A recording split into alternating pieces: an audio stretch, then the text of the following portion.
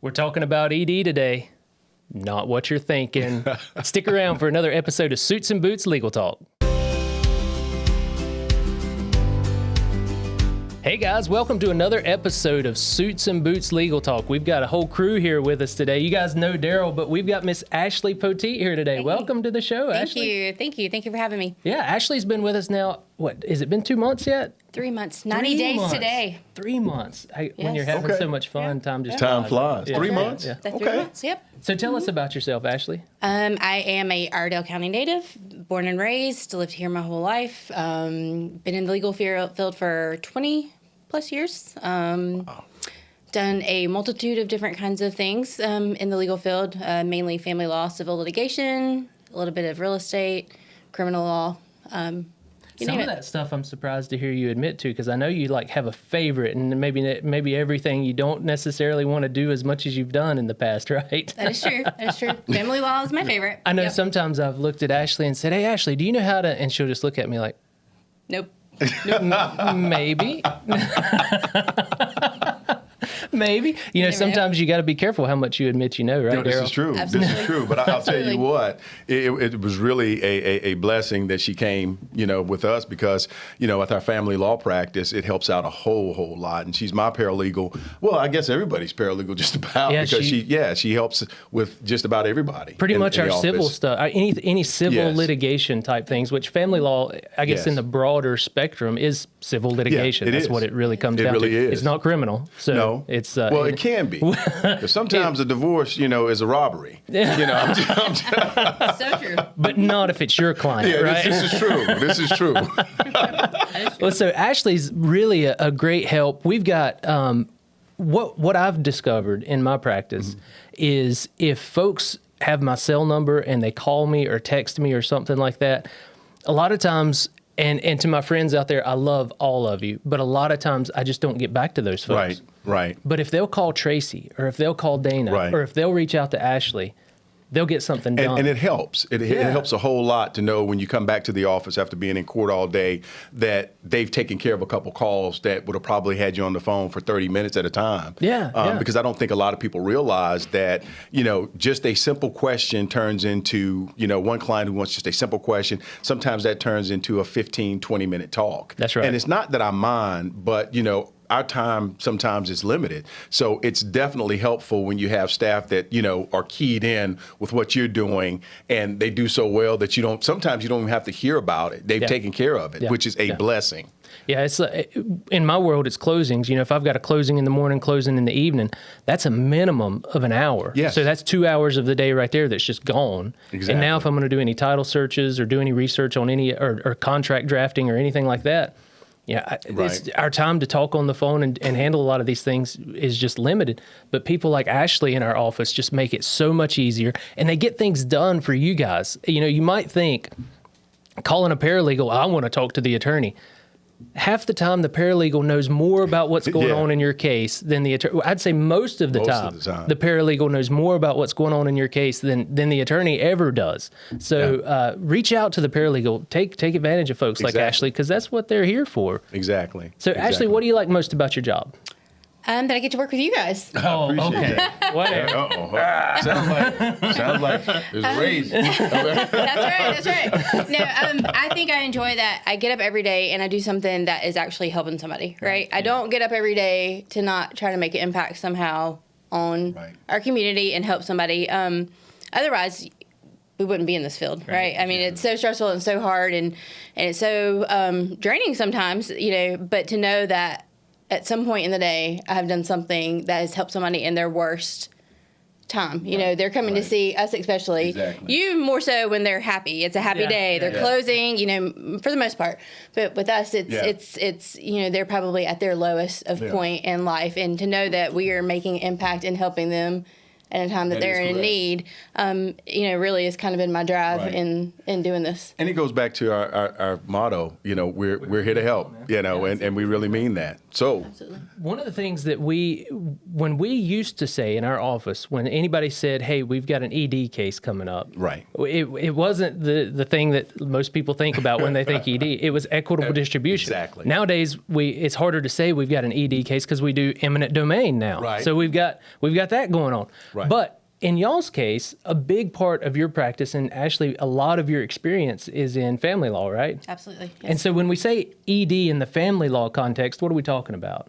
Well, we're talking about equitable distribution, and people don't understand, of course, that, the whole concept of it. In the state of North Carolina, equitable distribution simply means really that any property that you buy during the time that you're married that was not given to you either by gift or inheritance is subject to what they call equitable distribution, to be divided equally. So I have a lot of clients who really don't understand the concept as far as during the time of the marriage, somebody may put a car in their name, but if they bought that property during the course of the marriage, is still considered what we call marital property. And marital property, of course, is subject to equitable distribution. Now, I'll have a lot of clients who say, well, you know what? I put $50,000 down before we got married on this house. And so when we bought this house and when we got married, I put the $50,000 down. That will be taken into account. So it doesn't, it's not like one partner is going to get a windfall or anything of that sort. So with equitable distribution, you still have situations whereby, for example, you came in with property and that property may no longer be there. Well, how do you account for that? You don't. So at the end of the day, when we're talking about equitable distribution, as you say, ED, any property that you purchased, that's personal property, real property, after you got married, okay, that's still there at the time that you actually separate or you get divorced at that time is subject to what they call equitable distribution. And to break it down a little bit more simpler is basically when you go to court, if you have to go to court, if you haven't worked it out and it's an equitable distribution claim, the judge really just sort of sits on the 50-yard line. If we're talking football here, and half of this is going to go to you, half of this is going to go to the other spouse. Now, the thing about equitable distribution, though, I do want to make a point about a lot of individuals, when they come in and they talk about, being separated or they're talking about getting a divorce. And of course, everybody knows in North Carolina that you have to be separated for an entire year.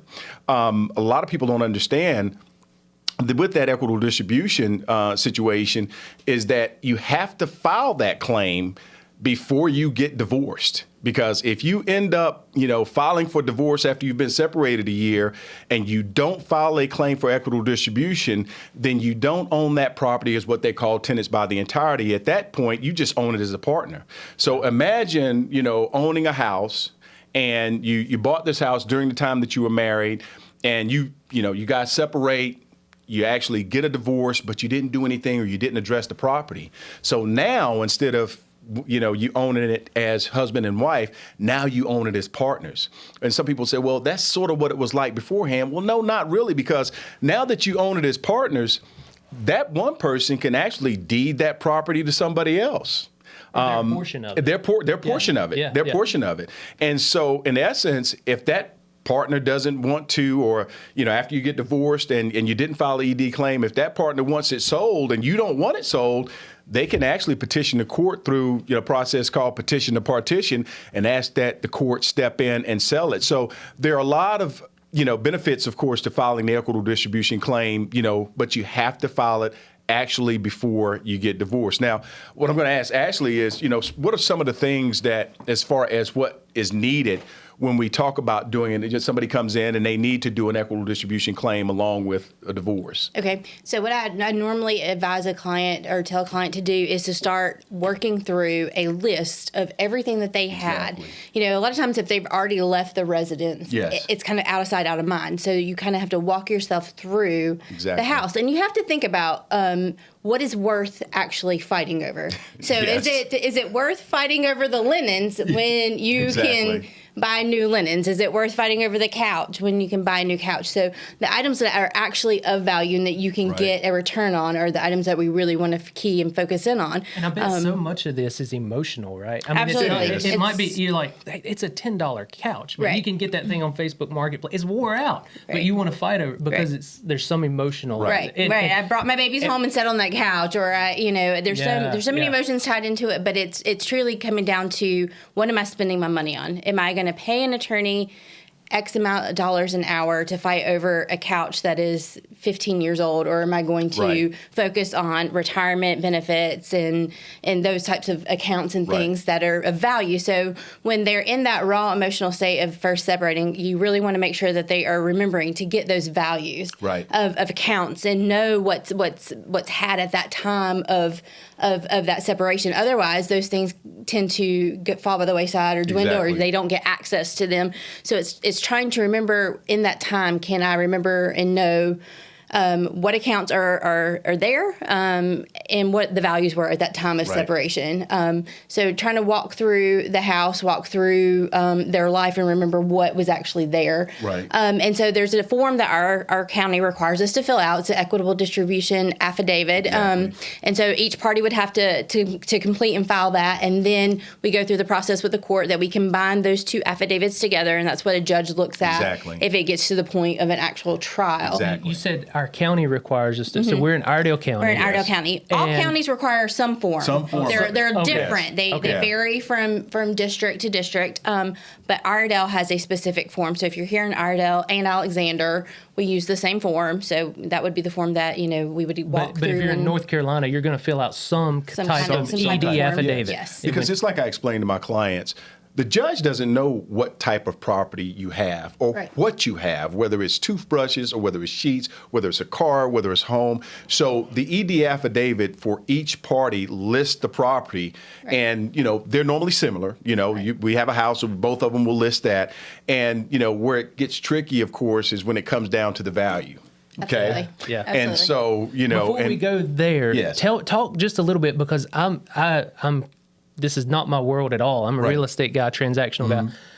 Talk just a little bit about the difference between a separation agreement and equitable distribution, because don't we a lot of times deal with a lot of this in the separation agreement? You do. So what's the difference between those two? Well, let me tell you, as far as a separation agreement, it's an agreement. It's just that. It's an agreement between two parties, because you hear people talk about, well, we want to be separated and we want to do it by way of agreement. There are three ways to get separated, okay? Number one, some people just leave and they wait a year and they actually go after that year and get a divorce. They file an action for divorce. Sure. The second way to get separated is to do a legal separation. That's whereby you guys sit down, you decide what date you're going to separate, you just talk about the property that you're going to actually divide up.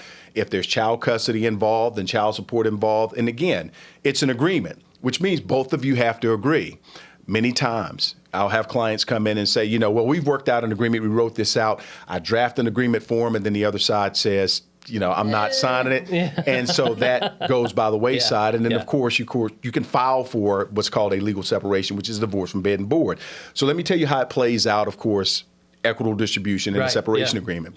Normally, if parties, and I haven't seen this a lot, but it does happen, normally parties, are civil sometimes, and they decide what the value of the house is, okay? Because understand, all of a separation agreement is there's no court intervention. Correct. It's basically, both of you or one person has hired an attorney to draft one, and based on what they've discussed.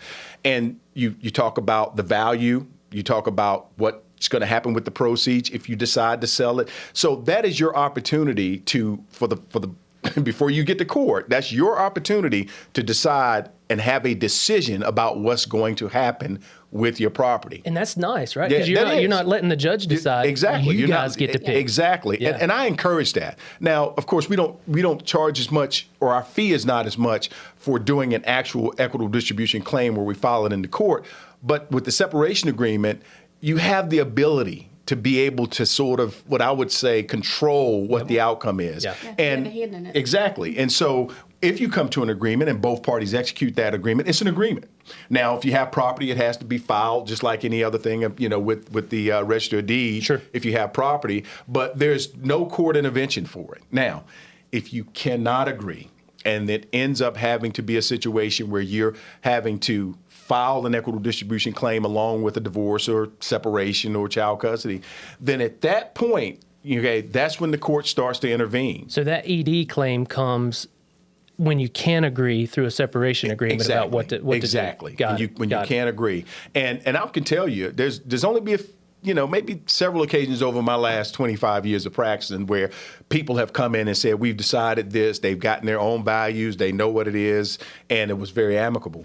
But there's always that person that's fighting over a seat, or they're fighting over, furniture, or they're fighting over this or that.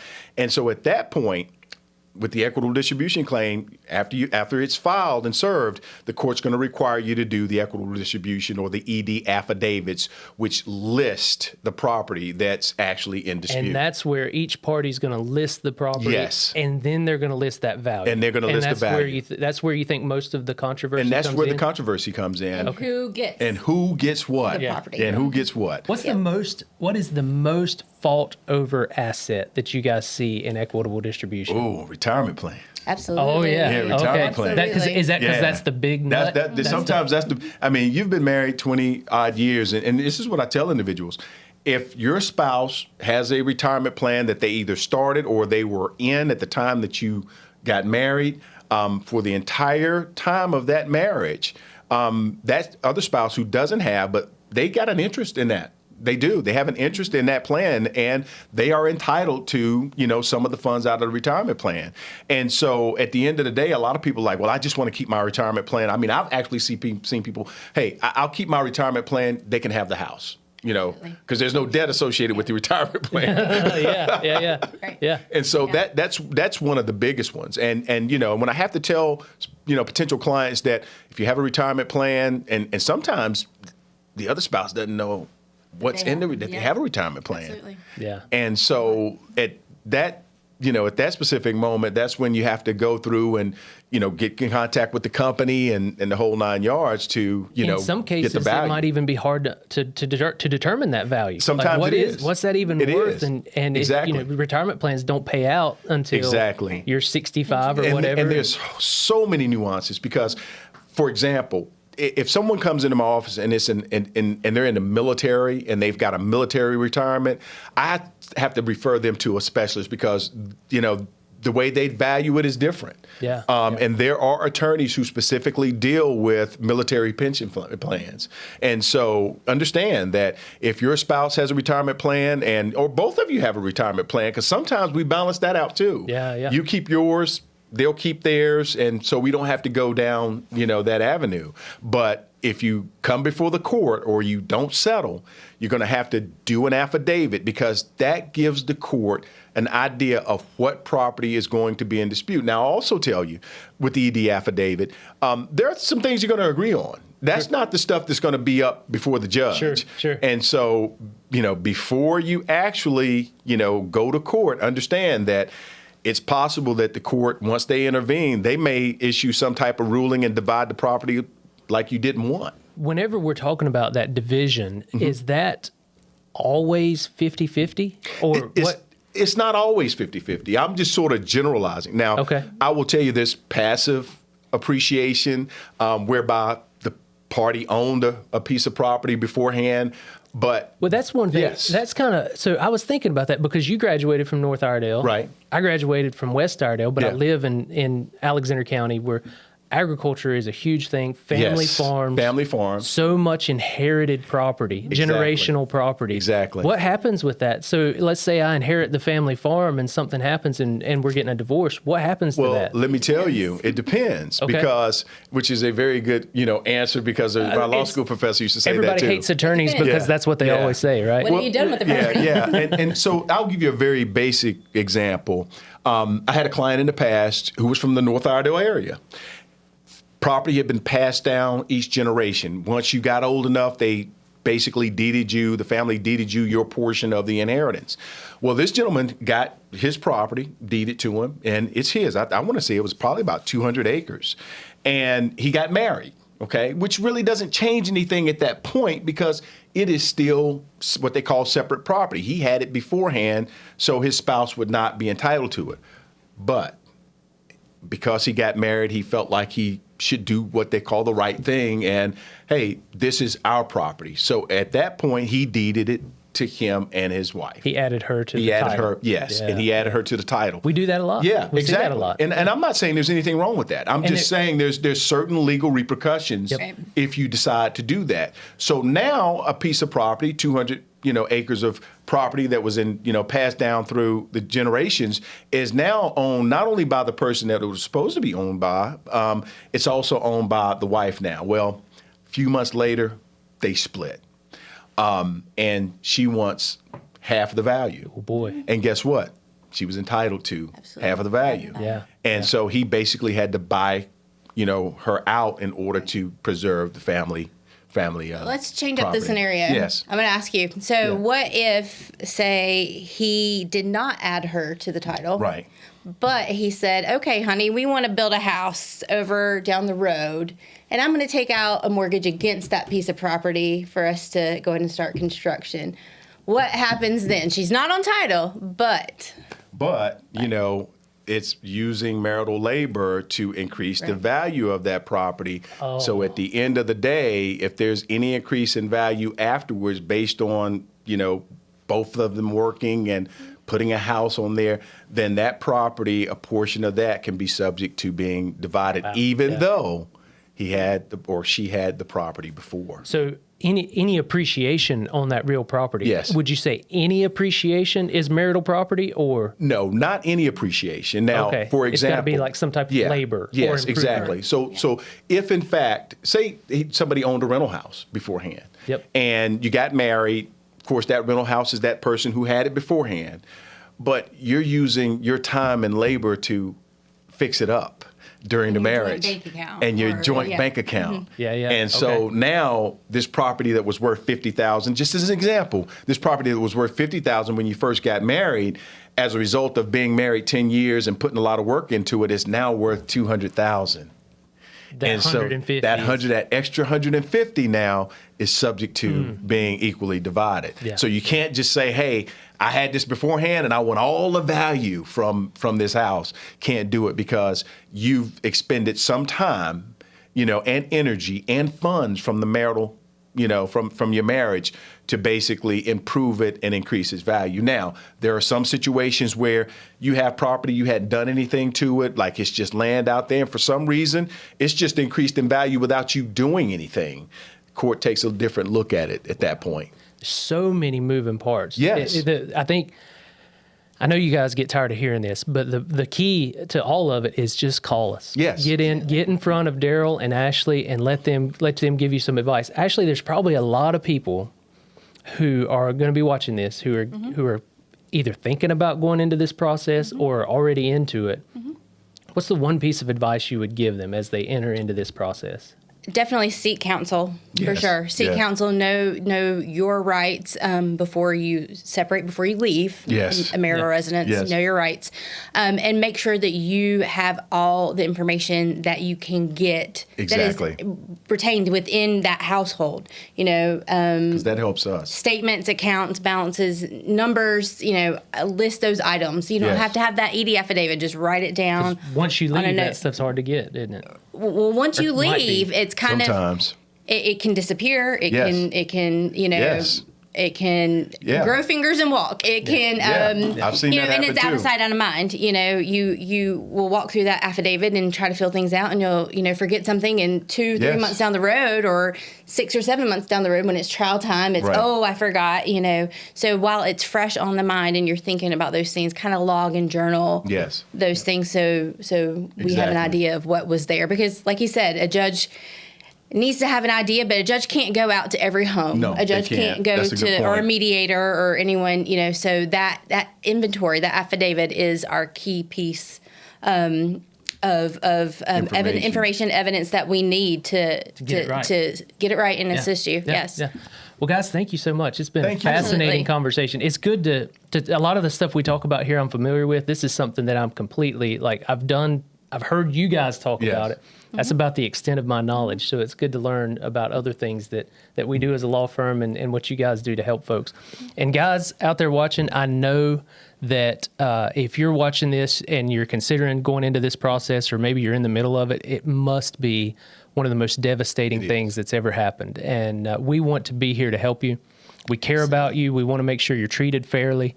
And these two guys, I know they have a heart for people, and they want to help. So give us a call and let us help you through this. So, guys, any final thoughts? The only thing that I would say is definitely seek counsel. If nothing else, come in just for a consultation. That way you'll know which way that you want to decide, because I can tell you a consultation fee is nothing compared to losing out on, what you'd be entitled to either from a retirement plan or appreciation in a house or anything like that. So, And you can't rely on everything you read online. No, you can't. So you can't. Yeah. knowing somebody that's in the county that does it, that knows it, Exactly. That knowledge is power. So we're glad to help. Yeah.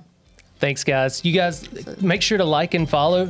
Please do. Comment down below. If you've experienced something in an equitable distribution case and you're like, man, this is crazy, you got to hear this, let us know in the comments. Make sure to follow us on Facebook. Keep your eyes on these podcasts, because we want to let you guys know what we're doing, what we can do to help and keep you informed. Thanks so much for watching. Thank you very much. The information contained in this video and audio recording is general in nature and should not be relied upon in making legal decisions. Every situation is different, and you should consult with your attorney before making any legal decisions.